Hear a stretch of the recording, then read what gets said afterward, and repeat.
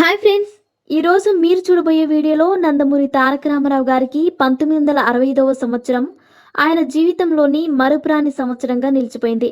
అసలు ఈ సంవత్సరం ఎందుకు రామారావు గారికి మరుపురాని సంవత్సరంగా గుర్తుండడానికి గల కారణాలేంటో ఇప్పుడు తెలుసుకుందాం.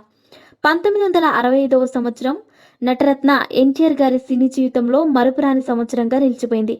ఎందుకంటే ఈ సంవత్సరంలో ఎన్టీఆర్ గారు 12 సినిమాలలో నటించారు.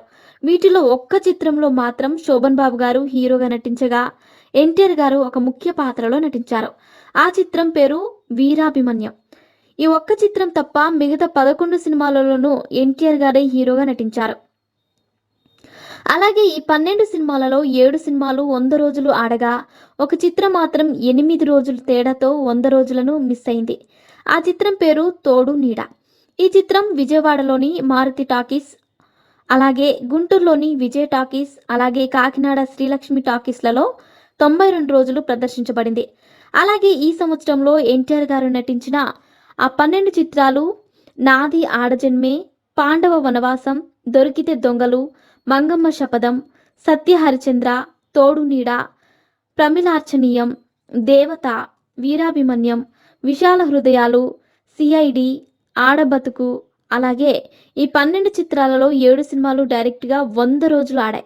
ఆ సినిమాలు నాది ఆడజన్మే, పాండవ వనవాసం, మంగమ్మ శపథం, వీరాభిమన్యం, సిఐడి, ఆడబతుకు.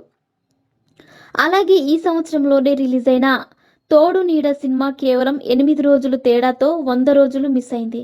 ఈ సినిమా కూడా 100 రోజులు ఆడితే మొత్తం 8 సినిమాలతో ఆ రికార్డు వేరే స్థాయికి వెళ్ళి ఉండేది.